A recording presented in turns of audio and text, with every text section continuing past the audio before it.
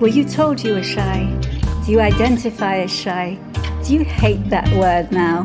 Do you just wish you could get over it and get on with your life? Welcome to Shining Beyond Shy, empowering you to create a greater life than you ever thought was possible. With your Shining Beyond Shy host, Fiona Cups.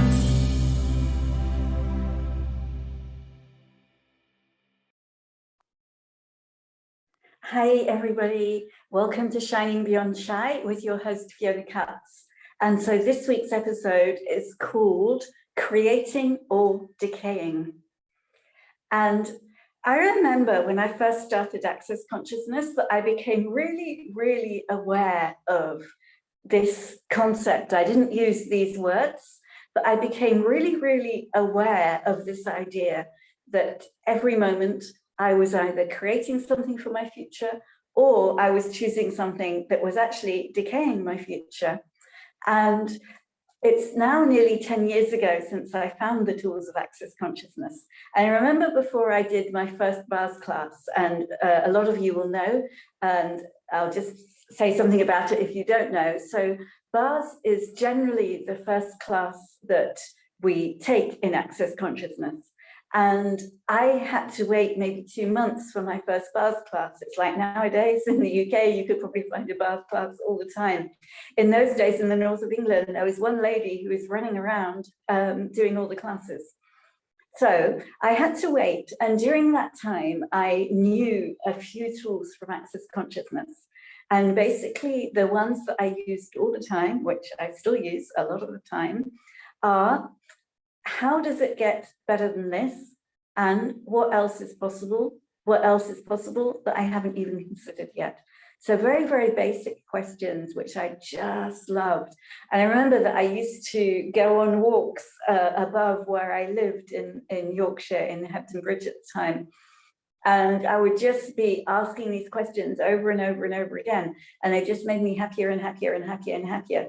But what I became aware of was that the story I was telling myself was that I had been ill. So I'd had chronic fatigue syndrome. I had stayed in the illness without being able to change much for 4 or 5 years. And then I found out about energy healing. And when I found out about energy healing, I chose to become an energy healer and did this very intense training where for 3 years I was going off to on these crazy weekends or crazy weeks where we would learn all this stuff and do all this stuff. And over the 3 years of the training, I became better.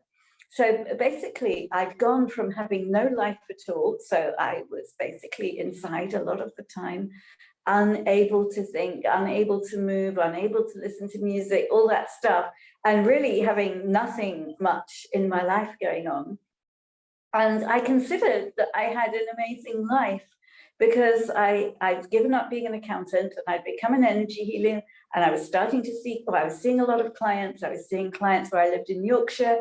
I was starting to see clients in Manchester and in Leeds, and everything was everything was starting to grow. But when I started to ask these questions, how does it get better than this? And what else is possible? What I became aware of was how much I was actually limiting, or how much of my life, I'll put it in the terms that I would use now, how much of my life I wasn't actually creating, how much of my life I was just zoning out still. Even though I was telling myself I was a success story. I'd gone from nothing in my life to a life. But the questions made me aware of how much of my time I was still choosing decay rather than amazingness. I was choosing stuff that wasn't creating the future. And I had no idea what future I even desired. It's like it was a miracle for me that I had my life to the extent that I had it. And I wasn't willing to think beyond that, because for me, I was like, okay, I'm done now. I'm living in Yorkshire. I have my healing room. People are coming to my healing room. I'm dancing. I'm enjoying. And yet, when I started to use these questions, I became aware of these places in my life where I just was not choosing anything, where I was zoning out and decaying my future. And it reminded me of something else, actually, from when I used to be a Buddhist. So in Buddhism, we used to talk about the wheel of life and how every choice you make, and you make choices all the time, how every choice you make either leads you closer to enlightenment or away from enlightenment. I'm going like this because when you can see the video, when you make a choice that takes you closer to enlightenment, you're sort of going up the wheel of life. When you make a choice that takes you away, you're slipping off the wheel altogether. At least that's what I remember. I apologize if you're a Buddhist and it's actually different from that. That's what I remember. But the basic thing is that you're making choices all the time, and it's either going in a good direction towards enlightenment or a bad direction away from enlightenment. And again, they probably wouldn't use bad and good, but I'm using that to sort of make a point in a way, because for me, and I get it's true with my Buddhist friends, actually, there was always that evaluation. Am I going towards enlightenment or am I going away? So it meant that you had to judge everything you were doing. Oh, is this a good choice? Is this a bad choice? Will I end up fucked up in hell or will I end up happy and enlightened? And again, if you're a Buddhist, I apologize because it's not, I know that's not exactly or not at all how you'd see it, but I'm saying that to exaggerate so that you have a sense of, you know, of how, whether you're a Buddhist or not, you can judge your choices. And that's not what we're talking about. We're talking about expansive choices that will create a future that you actually desire to be living and which are fun in the moment, which make me, you're enjoying your life in the moment. And as you enjoy your life in the moment, it creates more of what you desire in the future. Or you're making choices that decay your life, choices not to be present, to zone out. And I remember in those days, going back to the Buddhist days, it was things like, for me, I was still quite ill at the time, and it was better for me if I didn't drink coffee. So I would really focus on, I'm not going to drink coffee, I'm not going to drink coffee. And inevitably, I would find myself drinking coffee or other things. And it was the same with food. It's like I wasn't supposed to be eating, you know, sugary, heavy food. It wasn't, you know, I had this protocol for the food that was helping me. And it was helping me. But what didn't help was that when I was eating the food that was heavier, I was judging it and considering that I was going away from enlightenment. So let's just do this. All the energy, all the stuff that this brings up in your world, hearing me talk so directly about this, oh, you're either decaying your future or you're creating your future. Everything that brings up, will you destroy and uncreate it? Right and wrong, good and bad, POD and POC, all 9 short boys, perverts and beyond. And that's the clearing statement that allows you to clear all the stuff that's keeping you stuck in the area we're talking about. And this is what I was kind of missing as a Buddhist. I wasn't able to just make those generative choices. I had too much stuff in my past that was stopping me from that. So finding the clearing statements and access consciousness allowed me to, well, to start creating a more generative future immediately, because I was able to let go of some of the stuff that was keeping me choosing the same old shit, basically. And so, yeah, what more can I say? So when we're shy, we have a lot of stuff that holds us back. We have a lot of, and shyness itself is something that means that we're not totally present. It's like we have to zone out a bit to go into shyness. We have to sort of hide ourselves to be in shyness. And that hiding means that we're not present. So again, everything that brings up, oh no, I'm not only shy, but now I'm fucked up because I'm not present. Everything it brings up, will you destroy and uncreate it? Right and wrong, good and bad, POD and POC, all 9 shorts, boys, perverts and beyonds. So what occurs when you start using the tools of access consciousness, or if you don't know access consciousness, but you're on some kind of self-development path, which I would think you are if you come to this podcast, what happens when you start using these tools that change you is that you start to become more present. So although when I found access consciousness, I realized there were large parts of my life that I wasn't being present, that I wasn't choosing greater, actually, I was way more present than I had been 3 years ago when I was in chronic fatigue syndrome. The energy healing course I did was amazing for getting me more present. And what I discovered was that there was still way more, and that access was taking me in that direction more quickly than the other stuff that I was doing, the energy healing and the EFT tapping and stuff like that. Nothing wrong with those if those are working for you. What occurred for me was that access consciousness was getting me where I desired to be going faster and easier. That's why I chose it. That's why I continue to choose it. And that's why those are the tools that I'll mention in this podcast. Nothing wrong if you're getting change with other things. So whatever you're using to get the change that you're getting, you're going to be becoming more self-aware, and that awareness will allow you to be more present in your life. As you're more present in your life, you're more aware of what you're choosing moment by moment. As you're more aware of what you're choosing moment by moment, you're more able to choose the generative stuff that leads to the future that you desire to be living, rather than the, let's just say it, the fucked up stuff that decays your life in the moment and decays your future. Oh, everything that brings up, will you destroy and uncreate it? Right and wrong, good and bad, POD and POC, all 9 shorts, boys, perverts, and beyonds. What if there's nothing wrong with what you've chosen so far? What if there's nothing wrong with all the choices you've chosen so far that have fucked up your future? What if there's nothing wrong with that? What if you're able to say, oh, okay, I've made some choices that have been pretty fucked up. I've made some choices that have decayed my future. I've made some choices that have led to some of the stuff that's showing up in my life at the moment that's pretty decayed, let's put it like that. For some reason, I'm enjoying that word at the moment, that word decayed.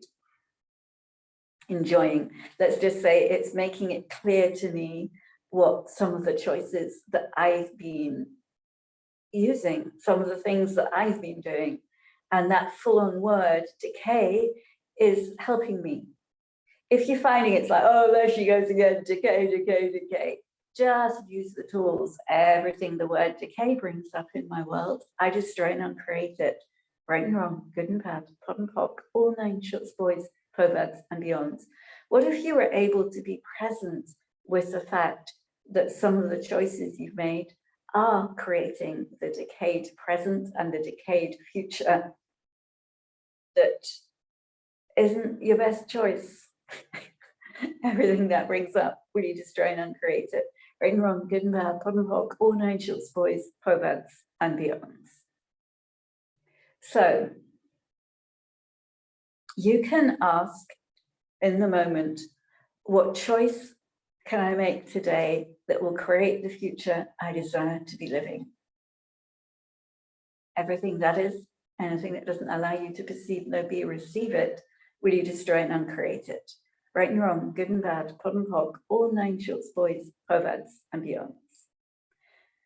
And if you have a choice of 2 things, you can be, if I choose choice A, what will my life be like in 5 years' time? If I choose choice B, what will my life be like in 5 years' time? If you're caught up in money stuff, you can ask, will choice A create my financial future or decay my financial future? Will choice A decay? Will choice B create my financial future or decay my financial future? And you'll get a sense of the energy. And if you feel you don't get a sense of the energy, don't worry about it. Carry on using the tools, and you will start to notice how you receive the energetic information you receive. And you will receive it. Again, you wouldn't be drawn to this podcast if you were someone who wasn't able to receive that kind of information. You may be like me and decide that you can't. That's how I spent a lot of the first 2 years of my energy healing course, feeling that I didn't get energy. I would never have been on that course if I didn't get energy. I would never have been drawn to access consciousness if I didn't, quote unquote, get energy. So everything you're doing to tell yourself that you don't get it, you don't get energy, you don't know what I'm talking about, will you destroy and uncreate it? Right and wrong, good and bad, POD and POC, all 9 shorts, boys, perverts, and beyonds.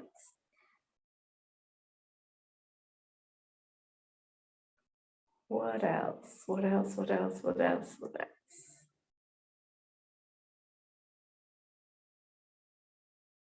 So let's do this. So a couple of weeks ago, I did a podcast about avoiding and defending. And listen to that again, or listen to that if you need to. And let's just do this. What are you avoiding with the decayed future you are choosing? Everything that brings up, will you destroy and uncreate it? Right and wrong, good and bad, pot and pock, all 9 shorts, boys, perverts, and beyond. And what are you defending with the decayed future you're choosing? Everything that is, will you destroy and uncreate it? Right and wrong, good and bad, pot and pock, all 9 shorts, boys, perverts, and beyond. And if you would like to carry on running those 2 and just clear all the stuff that comes up. And when I say clear, I just mean use the clearing statement on the energy that comes up. And sometimes you may get some words. So what am I avoiding with the decayed future I'm choosing? That maybe you get a sense, oh, I'm avoiding my greatness. And just clear that. What am I defending? Oh, I'm defending that I'm pathetic. I'm defending that I'm shy. I'm defending that I'm fucked up. And just use a clearing statement to release all of that. And if this episode has been a bit like, oh, I don't really know what she's talking about, listen again. And that's the way that this works. You'll get more clarity as more of the stuff that's in the way of you even hearing this releases. So I hope this has been a contribution to you. And if it has been, then please like this episode, please like my podcast, and please share this with everybody you know who could benefit from this. And this particular episode could be useful to everybody, and this is particularly about shyness. So please share it with people who you know who are shy, who could benefit from this and other episodes. What if every shy person on the planet had access to this? That's my goal, that's my desire, and please help me with that if you can. Okay, I will see you next week. Bye-bye.